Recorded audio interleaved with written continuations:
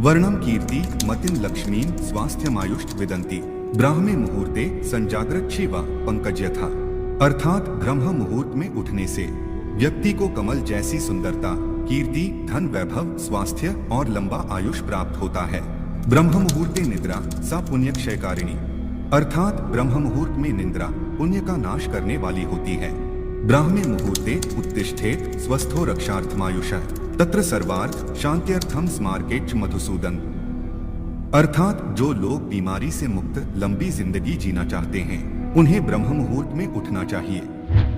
हमारी सनातन संस्कृति में बताया गया यह ब्रह्म मुहूर्त चमत्कारिक पल या अमृत वेला, सूर्योदय से ठीक 96 मिनट पहले का वह चमत्कारिक समय जिसका ठीक से उपयोग करना अगर आप लोगों को आ गया तो कुछ ही समय के पश्चात आपके जीवन में आए परिवर्तन को देखकर आप दंग रह जाएंगे और आप अपने किसी भी लक्ष्य को इतनी आसानी से पालेंगे जिसके बारे में आपने कभी सोचा भी नहीं होगा।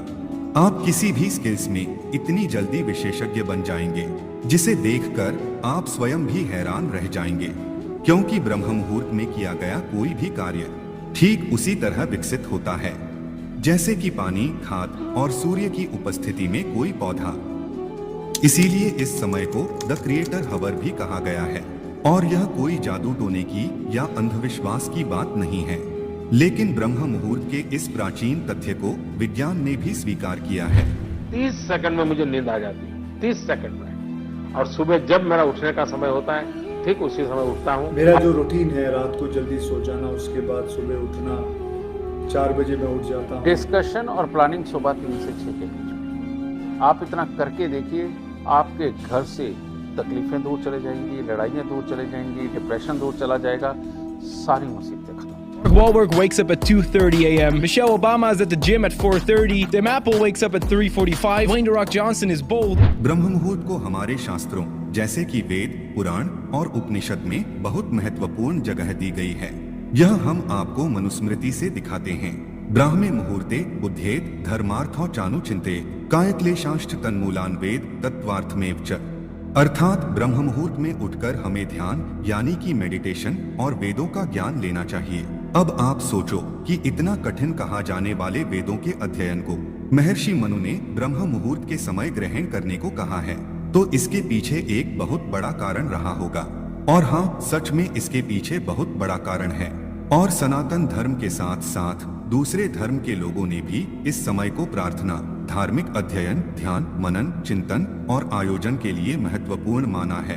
तो अब हम आपको यह बताएंगे कि इस समय के दौरान ब्रह्मांड में ऐसा क्या होता है जो ब्रह्म मुहूर्त के समय को इतना पावरफुल बनाता है। पहला है अच्छे मुहूर्त से शुरुआत। हम हमेशा अपने शुभ कार्यों की शुरुआत मुहूर्त देखकर ही करते हैं, जैसे कि शादी करना, गृह प्रवेश करना आदि। तो फिर हम अपने महत्वपूर्ण दिन की शुरुआत एक अच्छे मुहूर्त से क्यों ना करें।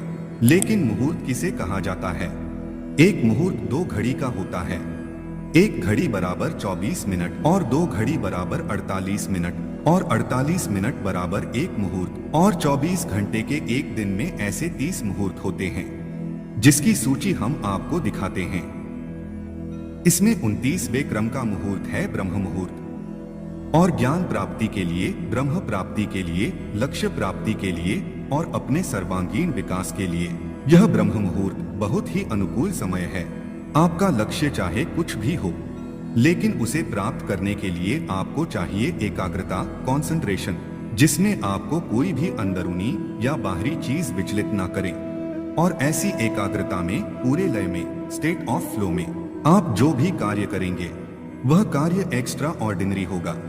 और इसी एकाग्रता के लिए योगी और मुनि लोग एकांत की तलाश में पहाड़ों की गुफाओं में चले जाते हैं। लेकिन हम संसारियों के लिए परमात्मा ने एक ऐसा समय दिया है जिसमें पूरा ब्रह्मांड लक्ष्य प्राप्ति में हमारी मदद करता है, और वह है ब्रह्म मुहूर्त। तो आइए जानते हैं कि ब्रह्म मुहूर्त हमारी कैसे मदद करता है। सनातन धर्म एक वैज्ञानिक जीवन पद्धति है और इस पद्धति में बताया गया है कि शाम का 6 से 9 का समय रुद्र काल है, जिसमें कभी भी सोना नहीं चाहिए। 9 से 12 बजे का समय है राक्षस काल, जिसमें हमें किसी भी हालत में जगे हुए नहीं होना चाहिए। 12 से 3 बजे का समय है गंधर्व काल, जिसमें हमें गहरी नींद आती है, और 3 से 6 बजे मनोहर काल के दौरान हमें हर हालत में बिस्तर छोड़ देना चाहिए, क्योंकि मनोहर काल के दौरान हमारे इस यूनिवर्स में कॉस्मिक एनर्जी यानी कि विश्व शक्ति का संचार सबसे ज्यादा होता है। और इस दौरान किया गया मेडिटेशन इतना पावरफुल होता है कि आपको कुछ दिनों के अंदर ही स्पेशल एक्सपीरियंस शुरू होने लगेंगे।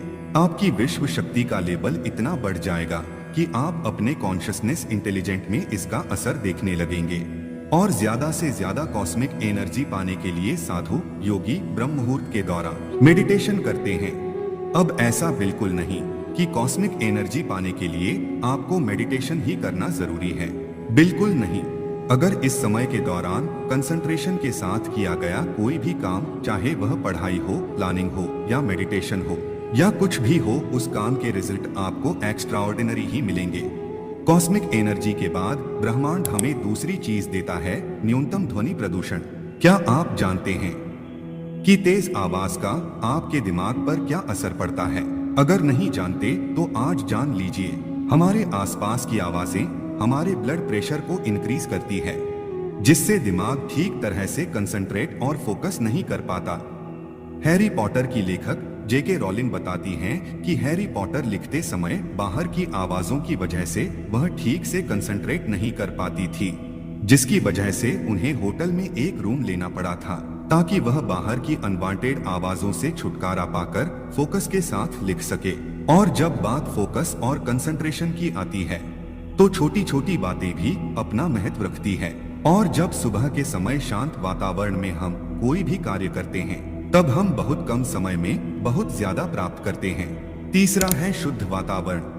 क्या आप जानते हैं कि ब्रह्म मुहूर्त के समय हमारा वातावरण सबसे प्योरेस्ट फॉर्म में होता है? सुबह के समय एनवायरनमेंट में 41% ऑक्सीजन और मात्र 4% कार्बन डाइऑक्साइड होती है, यानी कि न्यूनतम प्रदूषण। अब आप जानते ही है कि शुद्ध हवा से सैकड़ों फायदे होते हैं, और इसका सबसे बड़ा फायदा यह है कि शुद्ध हवा हमें देती है बहुत ज्यादा शक्ति और तेज मस्तिष्क। तो आपने देखा कि ब्रह्म मुहूर्त में ब्रह्मांड और प्रकृति हमारा किस तरह से सहयोग करती है। अब हम जानते हैं कि हमारा शरीर ब्रह्म मुहूर्त में किस तरह से सहयोग देता है।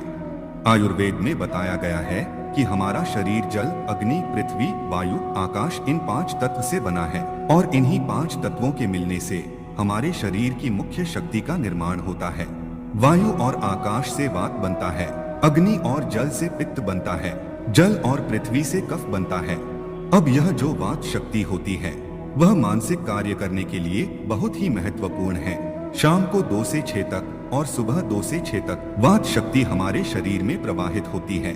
इस समय के दौरान हमें रचनात्मक और बौद्धिक कार्य करने चाहिए, लेकिन वात शक्ति के दरमियान हमें मस्तिष्क से जुड़े हुए कार्य क्यों करने चाहिए? तो यह जो वात शक्ति होती है वह हमारे शरीर के एक ऐसे चक्र से जुड़ी हुई है जो आध्यात्मिक चेतना को बढ़ाता है, जो हमारी भावनाओं को भक्ति, शुद्ध ईश्वर प्रेम और निष्ठा की ओर मोड़ता है, जिसका प्रतीक हिरण है, जो अत्यधिक ध्यान देने और चौकन्नेपन का बोधक है। और सबसे खास बात, इस चक्र के देवता शिव और पार्वती हैं। शिव चेतना और पार्वती प्रकृति की प्रतीक हैं, जिससे हमें ब्रह्म का ज्ञान होता है। और इस चक्र का नाम है अनाहत चक्र। और जब ब्रह्म मुहूर्त में वात शक्ति हमारे शरीर में प्रवाहित होती है, ऐसे समय हम कोई बौद्धिक कार्य करते हैं तो यह अनाहत चक्र भी अपना प्रभाव दिखाना शुरू कर देता है। अनाहत चक्र का रंग हल्का नीला आकाश का रंग है। अनाहत का समान रूप तत्व वायु है। वायु प्रतीक है स्वतंत्रता और फैलाव का, और आकाश प्रतीक है अनंतता का, जो हमारी रचनात्मकता को, हमारे ज्ञान को अनंत तक फैलाने में मदद करता है। अनाहत चक्र से उदय होने वाली दूसरी शक्ति संकल्प शक्ति है, जो इच्छा पूर्ति की शक्ति है। आपका अनाहत चक्र जितना अधिक शुद्ध होगा, उतनी ही शीघ्रता से आपकी इच्छा पूरी होगी। अच्छी गहरी नींद के बाद ब्रह्म मुहूर्त में मस्तिष्क अपेक्षाकृत ज्यादा शांत और क्रियाशील होता है। यह एक ऐसा समय है जब ब्रह्मांड और हमारा शरीर दोनों ही सकारात्मक ऊर्जा से भरपूर होते हैं। हमारा शरीर प्रकृति के बनाए नियमों के अनुसार चलना चाहिए।